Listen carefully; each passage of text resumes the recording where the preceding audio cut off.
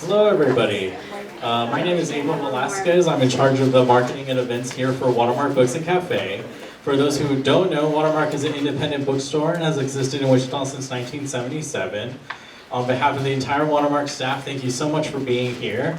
Part of our mission at Watermark is to create a vibrant book culture, and we're happy to be doing that this evening. We thank you so much for coming to these events. By doing so and purchasing the book, not only do you help support our independent bookstore and the authors, but also helps us bring even more incredible authors to Wichita in the future. So thank you so much for being here. Some upcoming events to look forward to. Tomorrow, Saturday, April 20th, we actually have a lot of events planned in honor of Earth Day. We have a couple of story times by Lindsay Metcalf and Jody Jensen Schaefer, as well as Renetta's Plant Bus is going to be here, as well as the Meadowlark Flower Farm doing a lot of great events for people of all ages. So be sure to be here tomorrow all day for that, as well as next Saturday is Independent Bookstore Day. And so we have plenty of activities planned for that with a lot of opportunities to win prizes. So if you want to learn more about these, you can go to our events page, and we also have the event bookmark that you're free to take. And so we look forward to seeing you next Saturday for that. Tonight we're here to celebrate Leif Enger's latest book, I Cheerfully Refuse. Leif is a national best-selling author. I Cheerfully Refuse is April's Indie Next Pick, and has been quoted as a rare, remarkable book to be kept and reread for its beauty of language, its gentle wisdom, and its steady, unflagging hope. Also, there's both a playfulness and a seriousness of purpose to the latest from the Minnesota novelist, a spirit of whimsy that keeps hope flickering, even in times of darkest despair. So today, Leif will discuss his latest book for about 30 minutes, and afterwards we'll have a little bit of a Q&A. So in that section of the event, I will have a microphone in the audience, so be sure to raise your hand for any questions and I can go to you. We're using mics, so obviously everyone in the room can listen. And then at the end, we'll transition to a book signing, and so we'll go row by row. We'll do a little bit of setup for that. But otherwise, that's pretty much it. So give a warm welcome to Leif.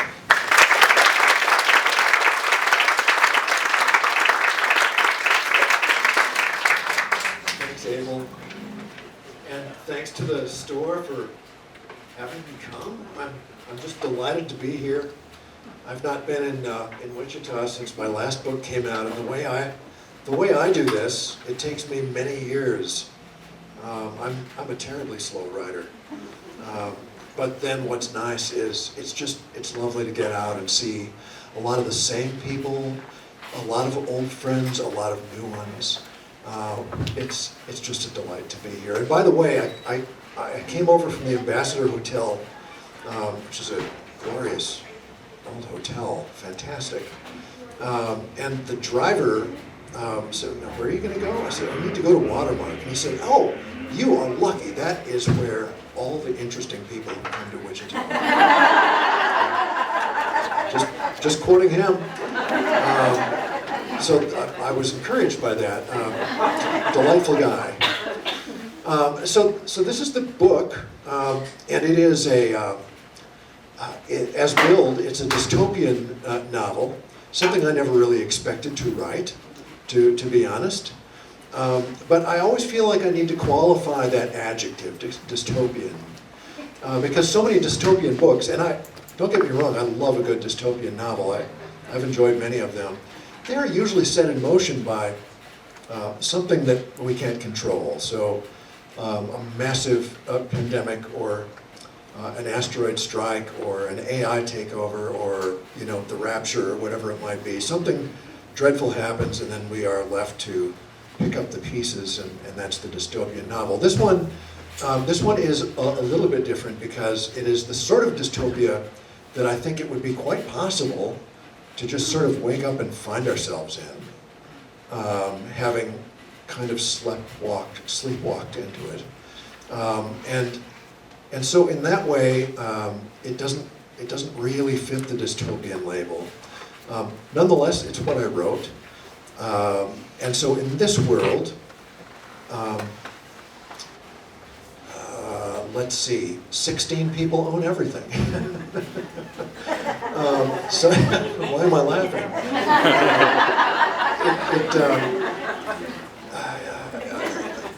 Literacy is way down, and ignorance is way up.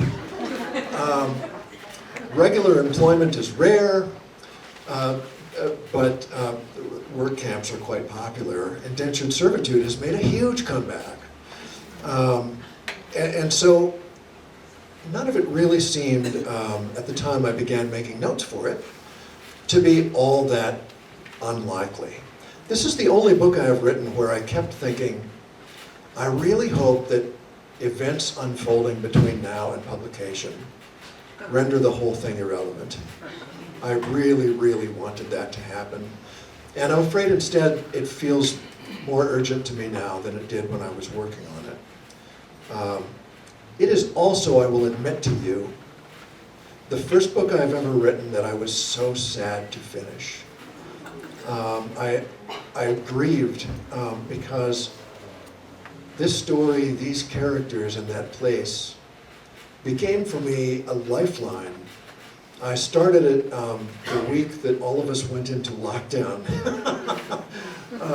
I'd been making notes for a couple of years, and then word came down that on March the, I don't know, 16th, 17th, something like that, but yeah, whatever it was, we heard about this the day before, and Robin, my wife, said, you know, you've got all these notes.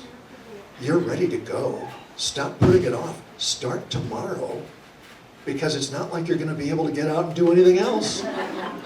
And I thought, well, that's really sensible. So the next day, everything locked down, and I went to my office and opened a file and just started work. And almost right away, the voice of Rainey, I love to write in the first person, and the voice of Rainey was easier to access than any narrator I have written before. I loved him instantly. He is a house painter and a bass guitar player, and he just spoke to me, and it just seemed like I just looked forward to getting up in the morning and going to my office, and it was like Rainey would be just kind of in there, just cruising around, just, you know, playing with his little Zippo lighter, just throwing a little light around, lighting his paraffin lantern, and he couldn't wait to tell me more of this. I mean, that sounds, every writer is tempted to self-mythologize and say it came to me in a dream. No, nothing like that ever happens to me.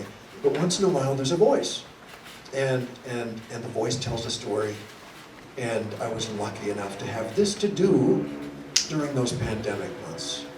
So I'm going to quickly take a drink of water, and then I'm going to read the first thing that I wrote in these pages. Sorry about this.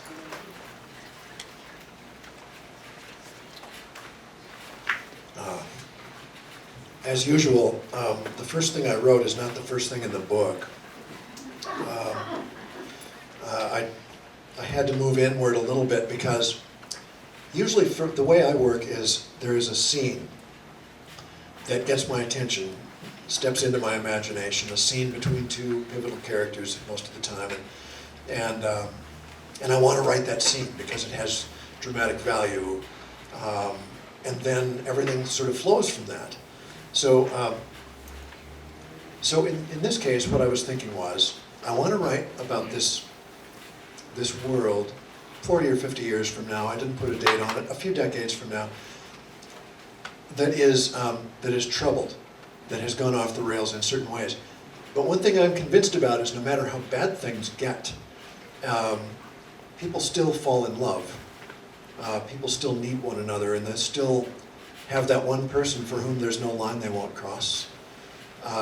I loved the notion of this mostly uneducated fellow falling in love with a librarian before he sees her because he hears her voice in the library. So I wrote this scene, the first thing, on the first day that we went into lockdown. By age 28, I was working as a house painter and sitting in with 2 or 3 tavern bands in Duluth. At noon one winter day, I left my job detailing a stucco high ender with hardwood moldings and a crenellated roof like a battlement. Embarrassed to eat near the meticulous homeowners, I strolled a few blocks to the library for a covert lunch in a study carrel. The carrel was around the corner from the help desk, where a woman with a quiet, radiant voice explained technology to ancients. There didn't seem to be any non-ancients in the library that day, only her at the desk and me, who just wanted a warm place to eat a cheese sandwich. Crane as I might, I couldn't catch sight of her, which only made her voice more arresting. The library had recently scaled back its services, and there was a long shuffling queue waiting for assistance. What happened to their online therapeutics? Why had their credits been refused? Their inquiries were nervous, angry, imperious, frightened. Her voice in reply was low and melodious. It settled them, reminded them they were in the right place. I hadn't felt anxious at all sitting at my carrel, yet I too felt soothed by her delivery and shut my eyes to listen. Almost right away, it became impossible not to imagine hearing that voice morning and night. A voice that was the opposite of panic. On my way out, I tried again to glimpse its owner, but she was obscured behind a mammoth gesturing clergyman filing a subversive materials complaint. Same carol, next day, another cheese sandwich. I went back hoping to hear again that easy, low music, and sure enough, there it was, addressing the agitation and pain of the fearful. This time, I sensed a trace of humor or affection down inside her voice. Again, I was stirred by a nameless melancholy, by envy for those who lived within that frequency. I didn't think of it in those words. Picture a voice like a river's edge, where the water turns back on itself, orbits quietly, proceeds downstream in laughter. This time when I left, she had gone on break. Again, I was denied the sight of she who had beguiled me. In later visits, I paid attention not just to tone, but to content. Pulling books as camouflage, I took a carrel nearer her desk, though still out of view. She did far more than direct people to charts and information. She had a way of answering unasked questions, finessing and adjusting her recommendations. History for the ambitious, novels for the lonely, poetry for the heartbroken, all of it a lettered world alien to me. I began to take notes. Dickens, she replied in a near whisper to one request, and Dickens, I wrote in stub pencil. Why, you ask? How would I know? When a flame is lit, move toward it. Titles, authors, barely floated notions, whatever she said, that is what I scribbled. I didn't yet know the word oracle, but she had that smoky appeal. There seemed no person she couldn't understand, no question too dead to resurrect. She told a bored girl about a 16th century poet whose goal was to read everything ever written. Think about that. The girl did not believe her, but I did. Apparently this poet went blind in the attempt. Luminous is another word I didn't know. I finished the affluent stucco but kept eating in the library. By now I'd effected a nonchalant stroll past the information desk and found, to my increasing turmoil, that even beyond her bewitching voice, I wished to look at her forever. Her twisty dark hair fleeing its restraints, her wine-dark river's kiss of a birthmark. Chancing a single casual glance at her green eyes, I got an impression of curiosity and wit, maybe a little mockery zipping around back there like fireflies. In desperation, I acquired a notepad and ballpoint and expanded my use of the library to actual books. Dickens turned out a hard go.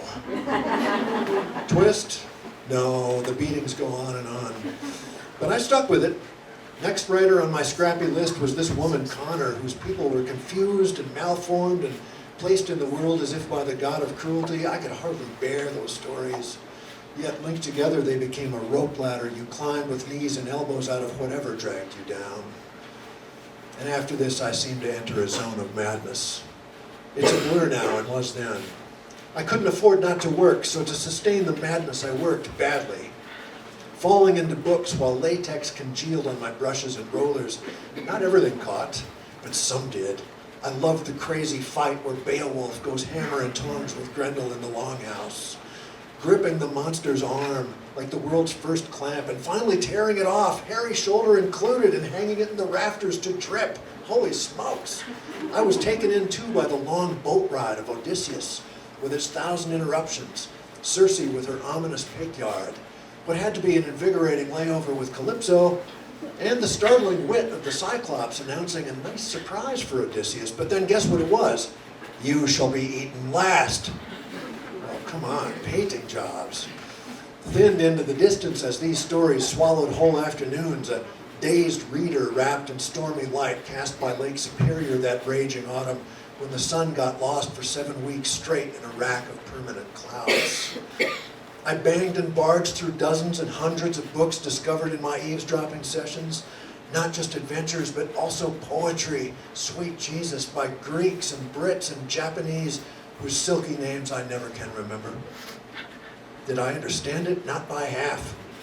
But when it thunders, you know your chest is shaking. These thieves and lovers and wandering poets, what big lives they had. I began watching everyone I met for secret greatness.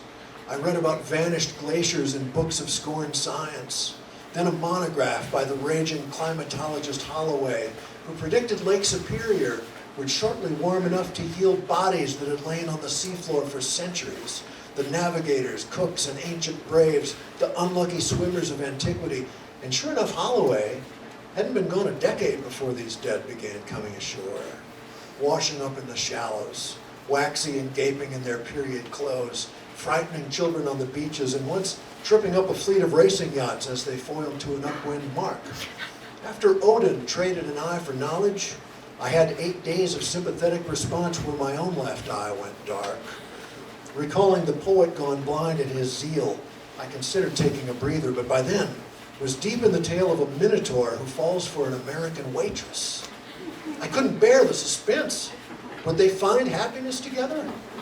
I bent down to the pages with my solo eyeball, blinking constantly to keep from drying out. Reaching the end, I discovered I still had both eyes after all. They both worked fine, and in fact were full of tears.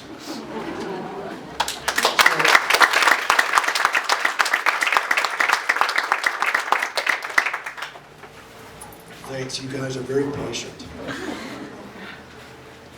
Listening to a long reading like that, thank you. So here you have Rainey, this house painter, falling in love twice. First with a woman he has not yet laid eyes on because of her winning voice. And second with reading itself, with literature. He is kind of ravished by literature. And it changes something fundamental inside of him. It expands his horizon, it activates his capacity for love and empathy. It makes him a different person. And although I didn't see this coming, what happened from writing that scene first is that then I realized I had a character who now had access to the fullest life he was capable of, and also who, when his world is turned absolutely inside out, will have the inner resources to refuse despair. So that's the origin. That's the origin story. When I had just finished this, we had a big blizzard. I live in Duluth, Minnesota, and a big blizzard came and dumped, 15 inches of snow on the city. And I was out moving a bunch of it off the sidewalk. And there was a guy that was moving snow from in front of the house next door. And I said, well, this is not your house. What are you doing here? And he said, well, I'm painting their house. I'm a house painter. And so we got to talking. I said, oh, that's pretty cool. And we talked a little about that job. And then he gave me his card. And it said, house painting and music. And I said, well, are you a musician? He said, oh yeah, I play in bar bands. And I said, wow, felt like I was in a bit. I was in a comedy sketch and didn't know it. And he responded well to it. He's like, no, he sensed something was going on. Rainey has a band in this book called Red Dog. This guy, Jamie, had a band called Wet Dog. You cannot make this up. I said, okay, so I've just written a long story about a house painter who plays in bar bands. And I said, I'd love for you to read it as soon as I have a bound copy. And then I would love for you to come and play at my opening. And so that's what happened. He came and played music for my opening at a brewery in West Duluth. It was so much fun. And it was extra fun because I didn't know it, but he had kind of a large fan base, and they all came out to see him. And it was also fun because he's a lifer in Duluth. He grew up there and left to play music for a decade and then came back and lives there. And I'm just this new guy. When Robin and I moved to Duluth 5.5 years ago, we're tourists, you know? We're just barely noobs. And so he kind of gave me legitimacy. I felt like, oh, maybe I'm going to be a local someday soon. It was kind of great. So, you know, you never know what's going to happen when you start to write a story. And who knew that I was going to mirror some of his experience and then meet him in the house next door to mine. How cool was that? So at this point, do you want me to read a little more, or do you want to open this up and should I read a short section? Okay, I'd love to do that. There's a thing that Rainey does that I really appreciate. Sometimes if young writers occasionally say, well, you know, what's your best advice for writing a novel? And I always tell them two things. First, write about people that you know you can love. Not that you have to like them all. Not that they have to be always making the right decision. They can be foolish and stupid, and like all of us are. But make sure that you can connect to them. And the other thing is, set it in a place that you like to spend time. Because a novel is a long tunnel. And once you go in, it can take a long time to come out the other side. You might as well spend it around people you admire in a place that you are reluctant to leave. So Rainey is the kind of guy that I think I just wrote the guy I needed at the time as we went into lockdown. I needed this sort of reassuring voice with a lot of kind of ballast. And part of his ballast is he does this kind thing. He is a bass player, and he teaches a music class to a house full of children once a week. And here's what happens. Monday mornings I spent with a parlor full of children in a large house where the wind blew through and everyone wore coats.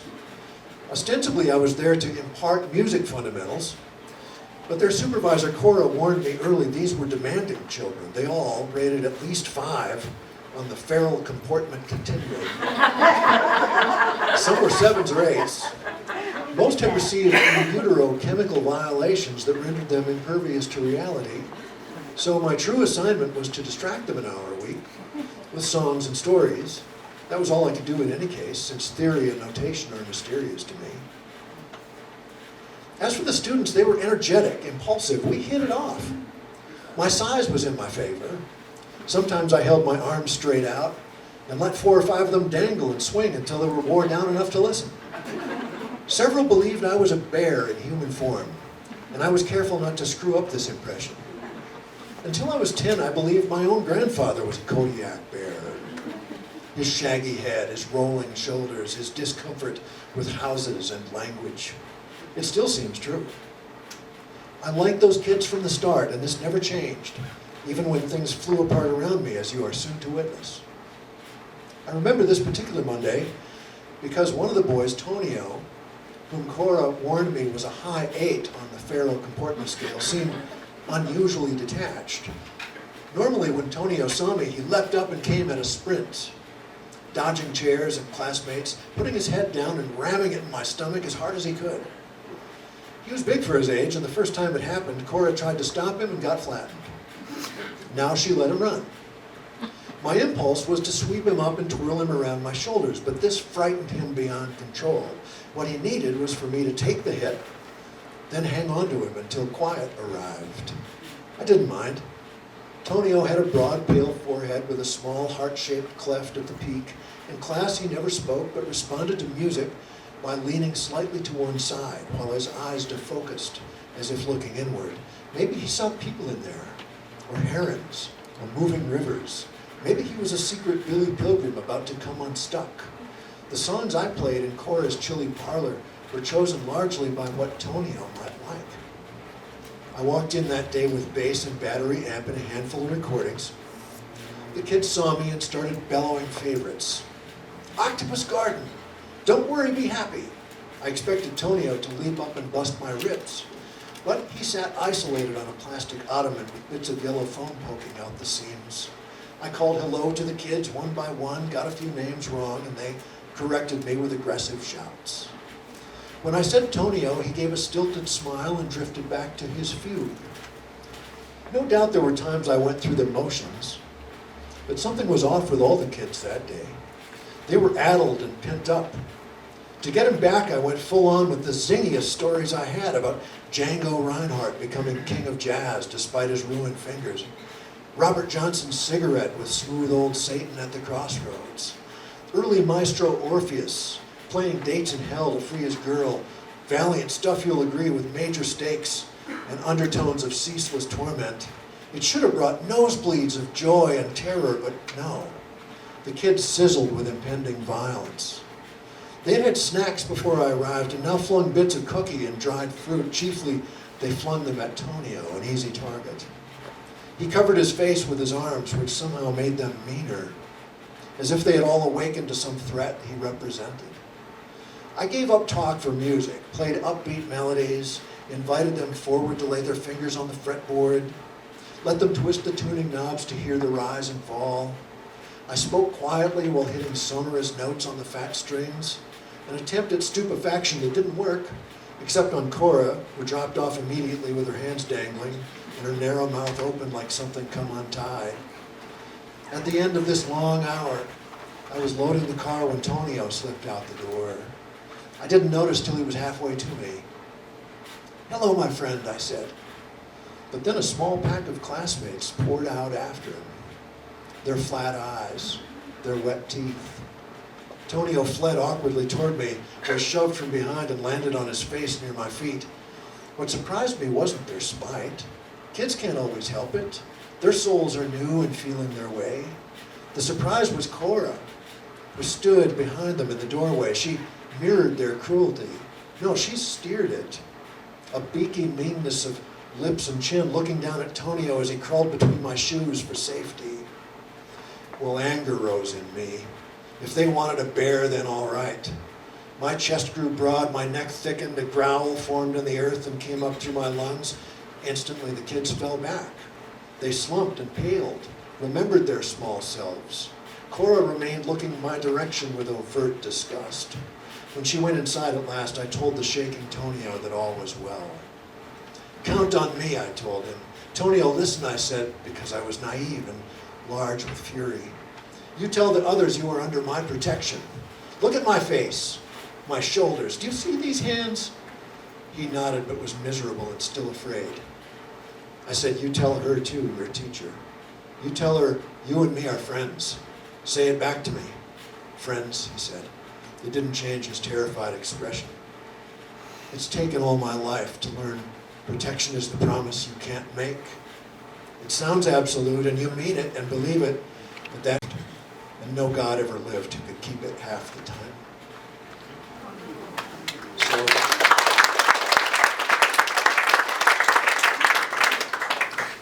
one thing I found really therapeutic to write was a character who just cares easily about people. Oh man, that felt nice. There's a lot of cruelty in the world right now. sometimes from unexpected directions. It can come out of nowhere like a wind and just hit you. And I wanted to write a character that made me remember the goodness that we have at our disposal, if we want to. So Rainey was really rewarding for me to write. And he is, these things happen that I've read in advance of a terrible incident that will change his world forever. But it gave me a lot of optimism. It gave me a lot of hope to write about someone who, even when he gets thrown into the deep end and the bad storms, I felt reasonably sure he was going to find a way through. That's why I was so sad when the book was done and I had to turn it in. It's like, oh man, now what am I going to do?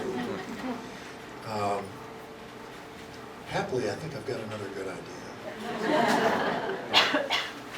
Okay, why don't we talk a little bit? If anybody has questions or observations, or first of all, I just want to say thank you. This is a great bunch. I'm so pleased. I'm so honored that you all came out. Thank you. Coming out to talk to a Minnesota writer. Wow, on a Friday evening. It's Friday, right? That's awesome. I'm honored and thrilled that you would do this. Yes, in the back. Do you know how many more books you have in you? Wow, that's a great question. Do I know how many more books I have in me? There are 2 or 3 that have a pretty strong shape in my mind. I hope that I have time to write them.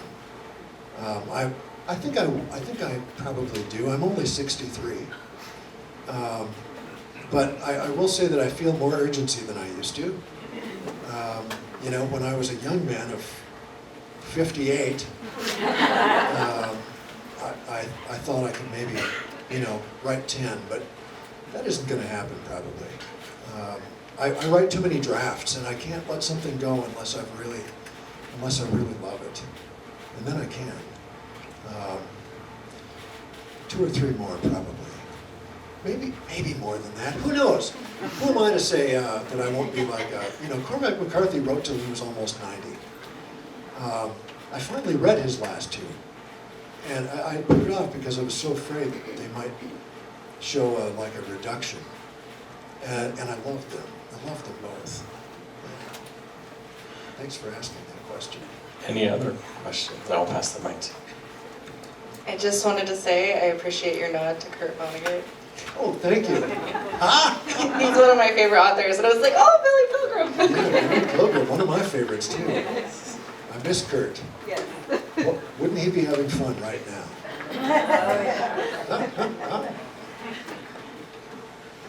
So I, like Rainey, completely fell in love with Lark in this story. Yeah. And her response to what was happening, Yeah. I don't want to say too much. I want to, but I won't. I don't think it's a spoiler, but just her responses, especially to the violence toward her bookstore.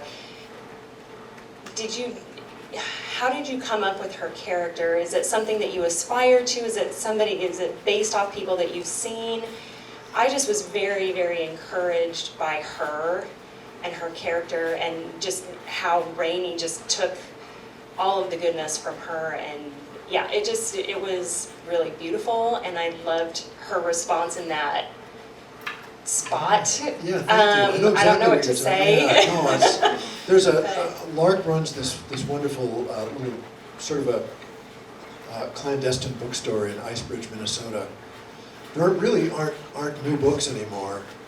Publishers have sort of gone away in this story because ignorance is kind of prized, and illiteracy is more common than not. And so the purveyor of what is considered to be a subversive art form is going to be unpopular with a lot of people, and there are some things that happen as a result of that. And her response is, she wants the best for her enemies. She wants the best for the people who hate her. And I think that's like this biblical command, right, is to love your enemies. And I always struggle with that. And again, it was fun to imagine a person who might have inside them the amount of goodness to be able to say, you know, I want the best for that person. And Rainey's like, well, what do you mean? What do you think should happen? And she's like, well, I want this person to have a good life and work that he loves, and maybe a couple of cool kids. And Rainey is kind of offended. He's like, that's the same thing you want for us. What are you talking about? But to Lark, that's the only thing that makes sense. And you know, it's like the opposite of retaliation. And there seemed to be real power in that, I thought, just in telling that story of someone who is that way. And Lark, you know, she has her foibles. She's not a perfect person. But doggone it, she's pretty close, isn't she? I mean, thank you for noticing that. I'm much more. I wouldn't have what she has, but I can admire it. And I did base Lark off 3 or 4 women who I know who have that kind of spirit, who are generous and who are lovely and see the potential for good in even really rotten people. Thank you for asking about that. Yeah. Yes?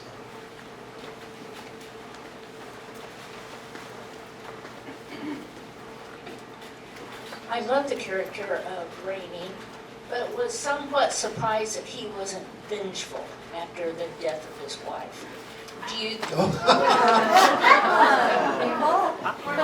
you think that was because of the way Lark was? Well, I don't want to say too much about that, but I will. Yeah, look, Rainey has been expanded in some pretty dramatic ways from what he was as a child. He talks a little bit about his own background as a childhood bully for a while, because he was big for his size, and he found that he could push people around, and he rather liked it for a little bit until he sort of hurt someone, and then all of his humanity came rushing forward, and he couldn't be that anymore. But I think that there's a lot of native goodness in Rainey. There's even more native goodness in Lark. He's angry. He's sorrowful. He is hurt. He's crushed, almost beyond going on. And he has his vengeful moments. He does. But he is not ruled by them.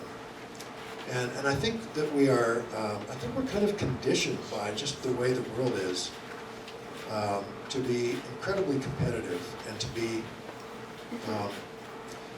to want to take an eye for an eye. And that's a very tough thing to go against. That's tough now. In the world of 40 or 50 years from now, probably way tougher. But that doesn't mean that we shouldn't attempt it. Rainey has a lot of anger, but he also is pretty good because of his background and his wide reading. He's pretty good at putting himself into somebody else's shoes. That's not something that many people would be able to do, but I think he can. Yes. Back there first. If this doesn't spoil anything, I love the title. Like, how did you come up with I Cheerfully Refuse? Was it going to spoil anything, or is it in like... No, it won't spoil okay. anything. Okay. I wanted to do a couple of things. I wanted it to be... I wanted to give despair sort of a good-natured middle finger. Right. Because there's so much of it around, and I've known a lot of people who are beset by despair and hopelessness. I also wanted to echo Bartleby the Scrivener, whose saying is, "I prefer not to." Also, I think that a refusal is important sometimes. and that the most effective refusal is delivered cheerfully, delivered with a smile. You look at the threat, and you refuse with a smile, even if it means you're going to get beat up or locked up or excluded in some way. The cheerful refusal strikes me as maybe the most winning and magical kind. I heard a great interview with a science fiction writer named Kim Stanley Robinson, who wrote The Ministry for the Future and many other good books. But it was actually in an interview supporting The Ministry for the Future with Ezra Klein. And Ezra said there's such a sense of hopefulness about this book. It's about climate change, and it's about, it looks like an unreadable doorstop from the outside. It's a big, massive thing. But it's actually quite great and quite magical and very hopeful and doesn't seem unrealistic. And Ezra Klein said, look, with so much despair in the world, how do you pull off hope? And I'll never forget his answer, because I'm going to butcher it, but essentially what he said was, hope is our duty to subsequent generations. Because if we are not hopeful, then we won't have the ideas that we need to get out of the mess we're in. Hope is the thing that keeps the landing strip clear for the muse. And you have to keep the landing strip clear. And I thought, oh, yeah, that's exactly it. I was so happy to hear a writer I admire say such a thing. And that made me feel hopeful. And I think hope can be contagious. And I don't mean the kind of hope that it's like, well, I'm just going to be hopeful, so la-di-da, I'm not going to look deeply into something, or I'm not going to get my hands dirty trying to find a solution. You got to do that too. You got to do the work. But I think it's hard to do the work if you're in despair. I think despair doesn't write any novels. Right. Yeah. I think you had a question. Thanks, Abel. I really like, in all of your novels, I love the kind of side characters who just keep popping up, being eccentric and interesting. But in this book, it's Saul that I'm really curious about, where she came from and how you got her and placed her with Rainey. Yeah, Saul is, I loved writing about her. Saul is a girl who joins Rainey on his odyssey around Lake Superior about halfway through the book. She is 9 years old.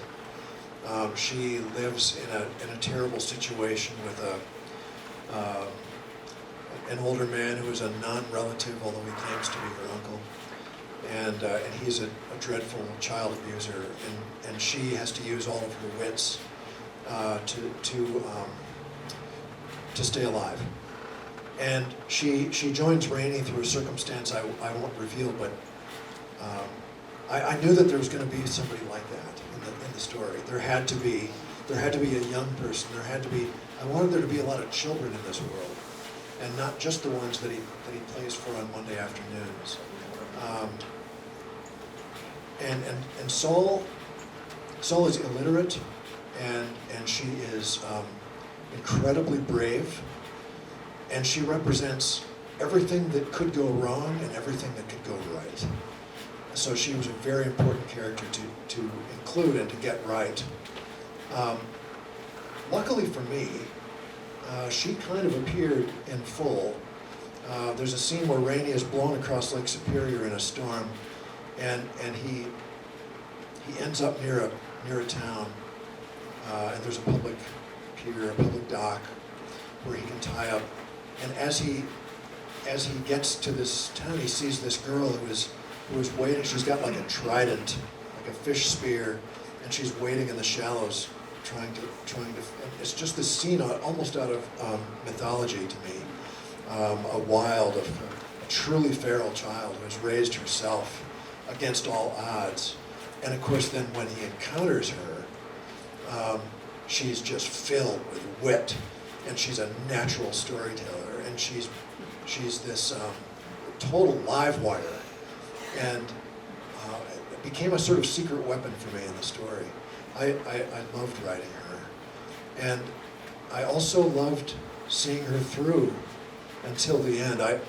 I sent an early copy to my older son, who lives on the East Coast, and he called me up after he read it, and he said, I was so afraid when you introduced Saul. I was terrified for her. I thought,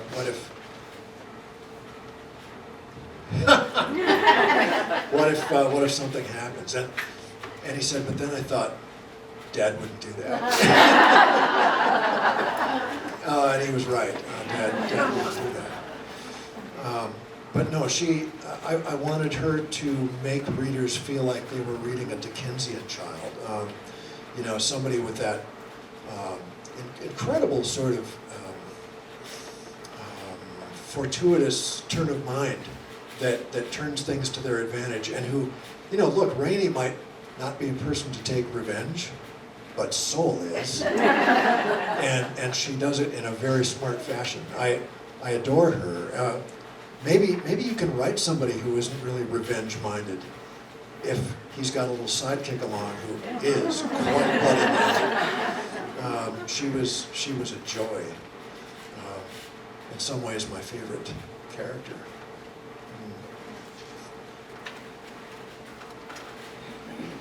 Hi.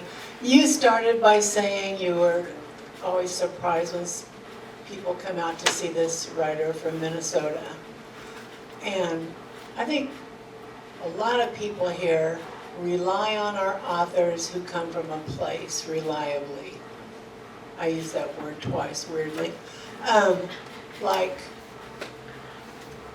Kent Harif. You knew where you were going. Yeah.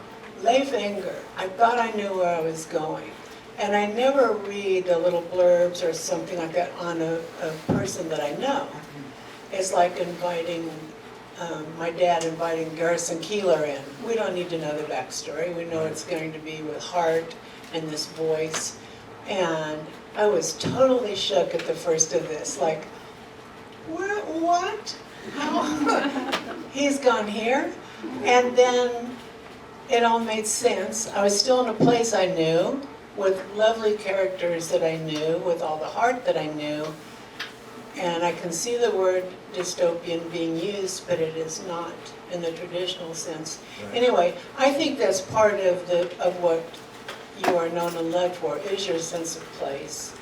And it feels like a comfortable place to go curl up and read about again.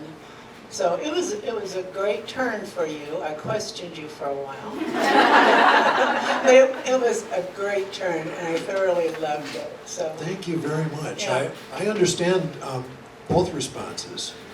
I do. I think there have been people for whom this has been a lift. You know, I mean, a heavy thing to carry, because they didn't expect this story from this writer. And I understand that. I've gotten a little bit of that sort of response, and that's completely fine. But I also feel like a writer's job is to observe the world honestly, so far as is possible, and to sometimes look back, sometimes attempt to look forward, but not to look away from hard things, but sometimes to look right at them, because then you can begin to cope with them, I think. So this was an act of coping for me, and I was very happy at how it turned out. And as for the sense of place, oh my, yeah, you're right. I don't think I would have I don't have the experience really to be to write very well and comfortably about another part of the world. I love the Midwest, and thank you for noticing that. I too love reading anybody with a strong sense of place. Yeah, thank you. Well, I think unfortunately that's the end of the Q&A session, but give one last round of applause, of course, to Leif. Thank you so much for being here after this. Of course, we still have plenty of copies, so if you still have not gotten a copy of the book, absolutely do so. This has been a huge staff favorite. We've been raving about it for weeks, so it definitely recommend it to people, friends, family. It's definitely going to be a wonderful time. So we have plenty of books. We will start the book signing soon, so just give us a little bit while we get everything set up for that. And then as we get into it, I'll call row by row so we can do it a little bit organized, and we'll hopefully get everybody out as soon as we can. Thank you again for coming out tonight.